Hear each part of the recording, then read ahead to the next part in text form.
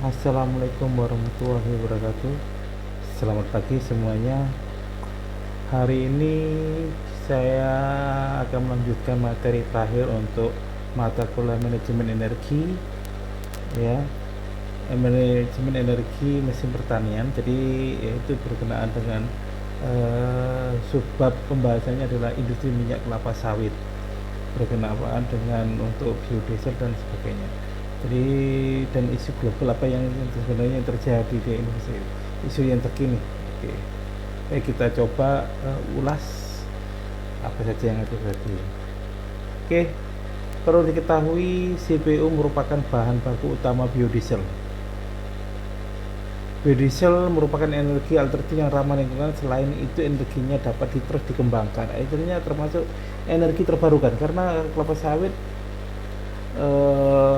dinilai memberikan dampak yang luar biasa ekonomi ke dalam masyarakat pedesaan di daerah Kaltim, Kalimantan, di mana di dalam Kalimantan itu daerah-daerah yang susah ditembus oleh belum ada infrastruktur jalan, itu bisa masuk ke dalam ya, meskipun efeknya ya ada efeknya juga, tapi ekonomi masuk, masyarakat mulai apa namanya, mulai mendapat uang dari ekonomi, dari transportasi yang itu yang ada, dan mereka berkembang di situ.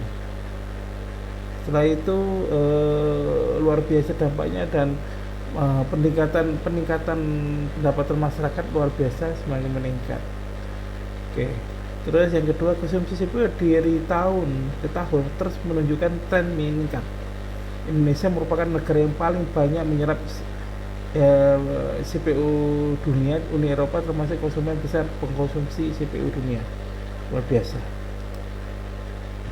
Para pembeli CPU Indonesia antara lain India, Pakistan, Cina, dan Eropa. Ekspor CPU ke India sekitar 4 juta ton, Pakistan 740.000 ton, Cina sebesar kurang lebih antara 2 sampai 2,5 juta ton, sisanya adalah Eropa. Jika tingkat pajak ekspor masih di bawah 5%, maka ekspor CPU Indonesia akan tumbuh dengan laju 4-8% per tahunnya pada periode 2005 sampai 2010.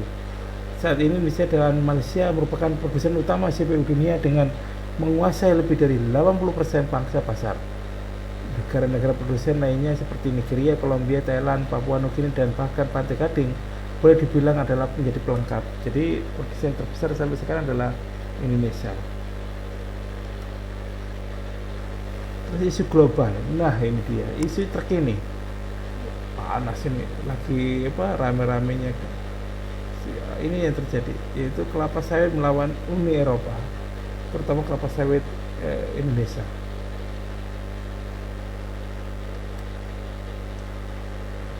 Isu globalnya dimana kenapa Uni Eropa bersikukuh untuk membanet atau memblok produk olahan kelapa sawit Malaysia dan Indonesia. Kenapa? Ada apa? Ada apa dengan Uni Eropa? Ada apa dengan kelapa sawit?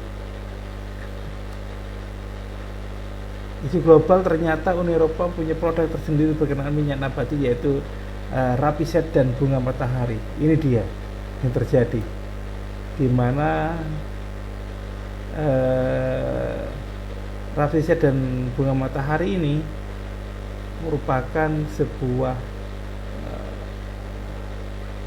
produk olahan yang menghasilkan minyak rapiset, bunga rapiset, dan bunga matahari. Selingkuhan. Kenyataannya ternyata sawit, rapiset, dan bunga matahari itu bersahabat di masyarakat Eropa. Aneh sekali. Dari apa masalahnya? Ya, bagi kita pecah. Berdasarkan data Oil World yang mengungkapkan bahwa volume konsumsi minyak sawit, minyak rapiset, dan minyak bunga matahari terus meningkat sejak tahun 1965 sampai 2015. Pangsa ketiga minyak nabati tersebut juga konsisten meningkat dalam konsumsi minyak nabati Eropa. Aneh. Dari sini sudah mulai aneh. Mereka membutuhkannya, tetapi mereka mau memblok. Kenyataannya manfaat minyak sawit di Eropa adalah satu, saya jelaskan, mari kita jelaskan ya. Kehadiran minyak sawit justru dapat melestarikan kebun rapiset dan bunga matahari. Ini yang pertama. Oke, nanti saya jelaskan dan setelah empat poin ini saya jelaskan setelah kita baca semua ya. Konsumsi minyak nabati masyarakat Eropa terus meningkat, mengancam terkonversi lahan pangan.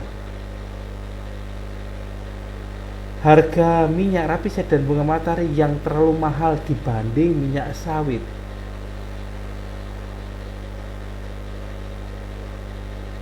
Menghidupkan kembali industri eleokimia, yaitu bahan kimia yang diperoleh dari lemak dan minyak.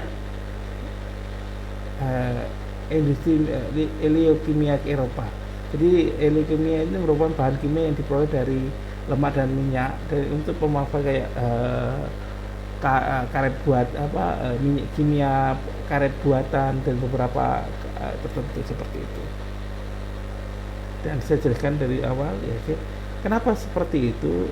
Ternyata minyak sawit ini merupakan sebuah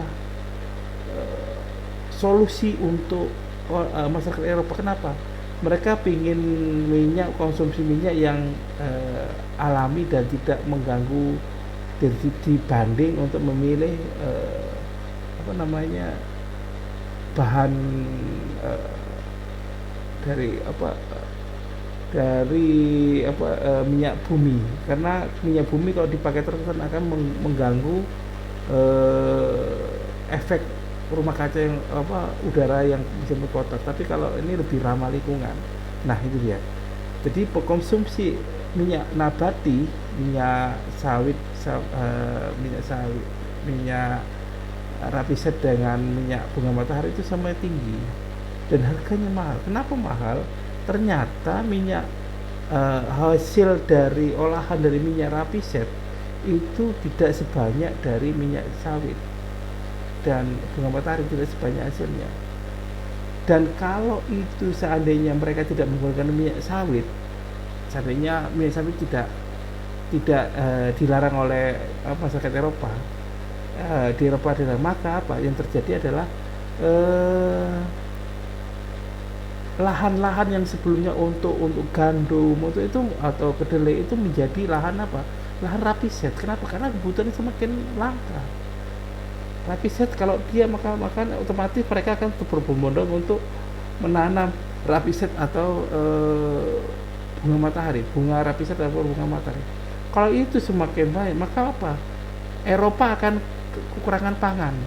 Eropa akan kesusahan untuk makan.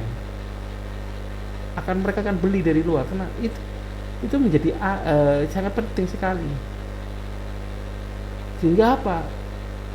Poin kedua yaitu mengancam terkonversinya lahan pangan. Maka kalau tidak dihentikan, kalau mereka tidak mengimpor sawit, maka otomatis mereka harus merelakan lahan-lahan pertanian menjadi lahan rapiset atau bunga matahari. Terus harga minyak ini rapiset dan bunga matahari memang lebih mahal daripada minyak sawit. Karena kenapa? Ya produk lokal mereka seperti itu. Terus menghidupkan kembali industri eleokimia. Jadi industri eleokimia atau bahan kimia yang terbuat dari lemak dan minyak nabati di Eropa itu terseok-seok dikarenakan apa? Kebutuhan minyak nabati rapiset dan bunga matahari itu dikonsumsi untuk bahan bakar semua. Jadi untuk industri kimia alami, untuk menghasilkan bahan kimia eleokimia itu susah juga mereka. Maka kalau seandainya ini dengan dibantunya ada sawit masuk ke dalam Eropa, maka industri kimia yang berasal dari lemak dan minyak nabati akan hidup kembali dan normal kembali. Itu isunya. Jadi kenapa kok bisa seperti ya? Dikarenakan ada beberapa politikus di Eropa itu ya melakukan manuver-manuver politiknya, jadi aneh sekali. Jadi peningkatan ini gambar peningkatan ekspor CPO Indonesia tahun 2000 sampai 2010, ekspornya meningkat terus. Malaysia juga seperti itu, meningkat terus. Harga CPO sebagai produsen superstar dunia, Indonesia menikmati kenaikan harga CPO yang terdongkrak harga minyak dunia pada tahun 2008, ceritanya begitu.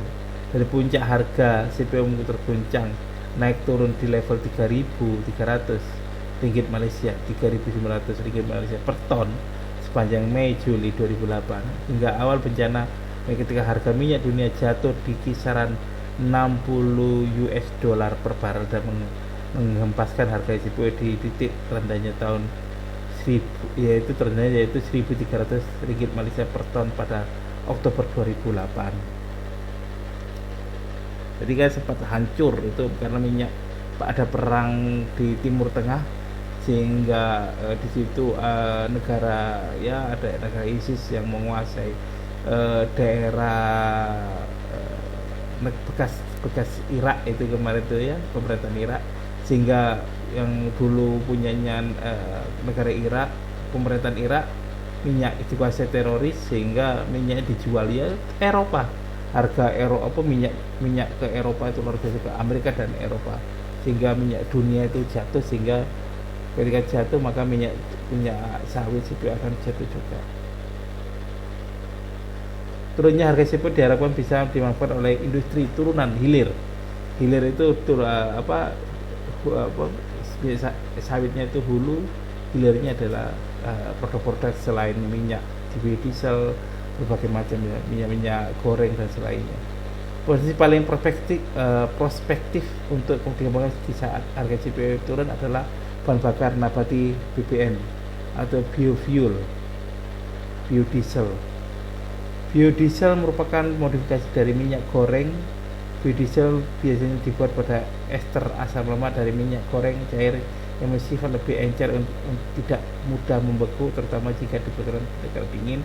Dengan kekurangan adalah bahan ini dapat melarutkan atau merusak karet yang biasanya tahan terhadap minyak diesel. Pembuatan biodiesel lebih sulit karena memerlukan metanol, katalis, dan pemisah gliserin yang berasal dari reaksi samping, sehingga biodiesel mempunyai harga yang lebih mahal dibanding minyak goreng daripada pemakaian langsung. Minyak biodiesel dimanfaatkan untuk mengurangi konsumsi solar. Bahan dasar minyak nabati yaitu minyak kelapa sawit dan jarak bakar. Tapi kemudian jarak bakar diketahui ternyata minyak jarak itu untuk biodiesel sangat berbahaya karena bisa membuat kanker ya, seperti itu. Proses pembuatan biodiesel dari minyak nabati tersebut transesterifikasi, di mana transesterifikasi merupakan perubahan bentuk dari satu jenis ester menjadi bentuk ester yang lain. Dalam proses transesterifikasi memerlukan katalis, yaitu untuk mempercepat proses tersebut dibutuhkan katalis ya, untuk mempercepat proses, dan untuk mempercepat reaksi digunakan katalis metanol dan etanol.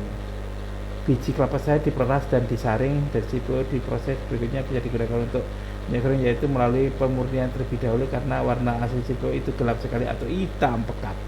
Sedangkan untuk menjadi bahan bakar, CPO akan diperas lebih jadi ke dalam transesterifikasi. Jadi CPO itu akan dimurnikan, ditambah etanol dan metanolnya, sehingga daya untuk istilahnya untuk menjadi bahan bakar akan lebih baik dan bisa dipaskan dengan mudah. Seperti itu gambarannya, seperti itu prosesnya. Anda perlu tahu aja. Oke. Ya, terima kasih. Materi terakhir dari manajemen energi dan pertanian, semoga eh, dari materi ini bisa istilahnya memberikan wawasan kepada Anda sekalian, bahwasanya isu global perlu kita baca-baca apa yang terjadi di dunia. Jangan kita cuma muter-muter, cuma maaf ya main Facebook ya, tapi kita perlu cari informasi-informasi yang berhubungan dengan apa yang terjadi di dunia, isu global apa yang terjadi di dunia, cari-cari. Demikian materi ini, moga-moga nanti saya siapkan untuk tugas ketiga. Nah, oke. Nanti saya akan merancangnya dulu, semoga besok bisa ketahuan bagaimana tugasnya. Demikian saya akhiri, wassalamualaikum warahmatullahi wabarakatuh.